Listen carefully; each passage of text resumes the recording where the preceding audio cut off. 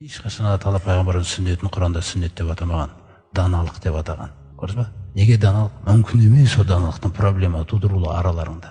Мүмкін емес. Проблема сенде дейді. Мүмкін емес пайғамбарымыздың хикметінің бүлдіруі бізді. Мүмкін емес бір хадистің бір хадиспен соғысып тұруы да бізде проблема. Біз өйткені адам баласының өзінің басым көпшілігі аксарунна сила яқилун дегендей, адамдардың басым көпшілігі ақылын қозғамайды дейді. Бізде әдет болып қойған. Мысалы қазір біреу сөйлеп тұрса, бізде уже жауап дайын тұрады.